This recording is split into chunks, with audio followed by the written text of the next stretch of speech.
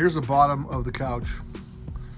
You can see what I had to do to make everything kind of work. Here's the original spot where the bottom of the trunk panel was. And of course it comes over here and it drops down normally. So we took all that out because it was all rotten. One side of course had the spare tire well. This side over here is the spare tire well. And we of course didn't need that, so I cut it all out. Trim these off square. This side over here had a whole bunch of rust in it. Okay, and a lot of damage. It looked like it got jacked up on.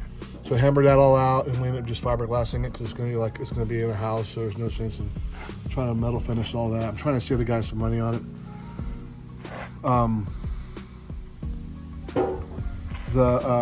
So I made this panel here. Okay, let's back all the way up. The panel on the back here, the backboard, it goes from side to side.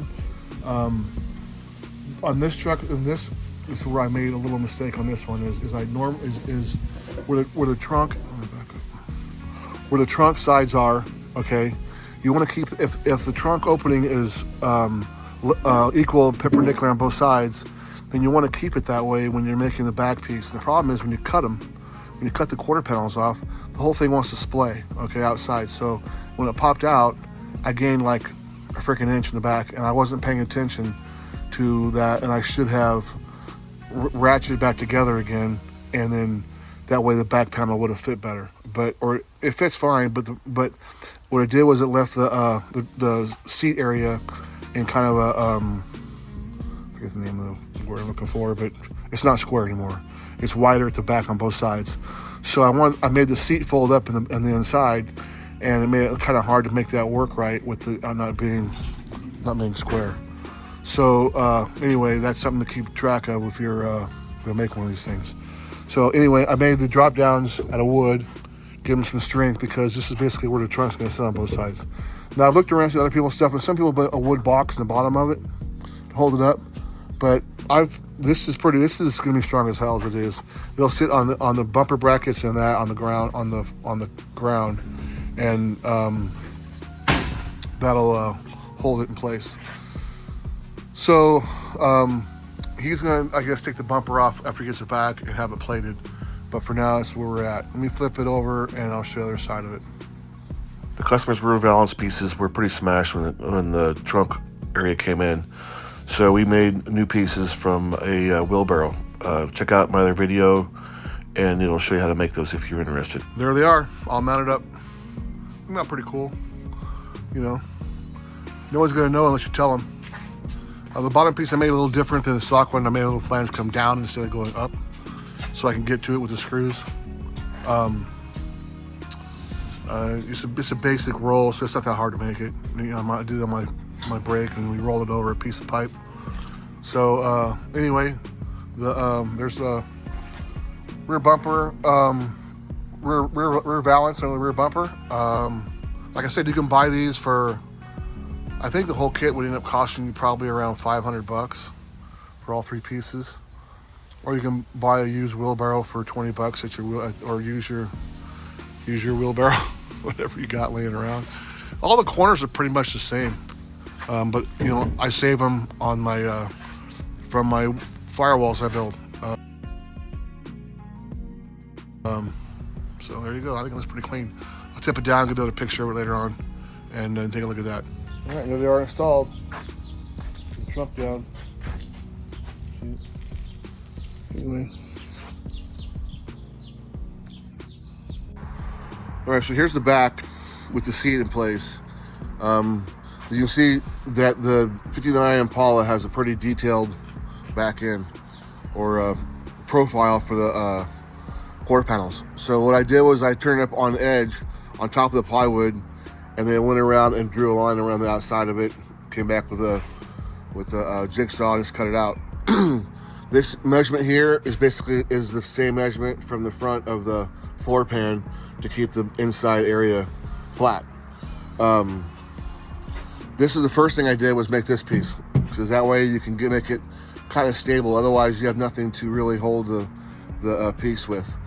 I went around and I welded little tabs on the body, and then pulled the thing back in and then screwed it in place. What else? So the next thing was putting the floor in, and then screw that into place. And we put the side pieces in down here, and that gave it full structure for the most part. It's rigid and as it needs to be. Initially, I was going to do a metal frame, but after getting the piece of plywood into place, it seemed like that was going to be plenty to hold it. And the customer didn't want to put wheels and tires on it, so if it didn't need wheels, I figured it didn't need metal. So there it is. The other thing that I was going to do that determined it was making the brackets for the bumper. So when the bumper got in place, then I realized that what do you call them? I guess bumper guards, skags, whatever. They're the exact same level as the bottom of the quarter panel, so it sits nice and flat on those. Excuse me. But I wanted to make the extra feature, and I made a drop down for the back here. The cushions will sit in the side of that when they make the cushions. I figured we could put a little Impala emblem inside here, or Chevrolet. I didn't have any extra ones, otherwise I would have provided one. Here's how it opens up. So, that came out pretty cool. If I was a gun guy, I'd put a lock on it, put some foam in it, and you could put your long rifles in it, and even here you can have a place for a quick reach little pistol or whatever if you want to. If you're for the gun people, I'm not really much of a gun guy. I've been there, done that. Anyway, there it is. It's pretty much all done. Just so you know, the measurement here is 24 inches on the sides. That's how much room I gave it. You're going to cut one off yourself. You're kind of guessing that. That was kind of a big guess for me, was getting that depth right. I didn't want it too deep, because if you get it too deep, as it is already from the bottom to here, you gotta imagine your legs are gonna sit at the back of your leg is gonna have to be against the ground, right? You don't want your feet hanging off the ground. So I try to make this as low as possible to facilitate the matter that you could actually have your feet on the ground when you're sitting in the chair. The other thing is the lean back. All the rest of my seat are all flat, and I wanted to have a little bit of lean to it, so that kind of, I think, made it better to put it in at an angle instead of being all square. You're more comfortable when you sit in it. What else? Well, that's about it. I went through a sheet and a half of 3/4 inch plywood, and a bunch of screws. That's really about it.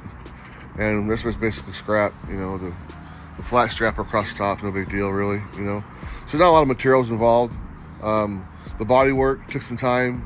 After we had the wood structure in it, then I sent it to the guys to do the body work, and they did all the body work to it, and then I painted it. But I had all the basic part of it done by then, and then put together. And here we are. The customer has all the trim for it. He's gonna put the trim on, and maybe take the bumper off, get it plated. I don't know. I would probably leave it if it was mine, because everyone's gonna put their feet on it anyways. And this bumper's gonna be, a good, in California at least, probably $1,000, $1,200 to plate that, dude. So anyway, that's 59 Chevy Impala trunk. Right now.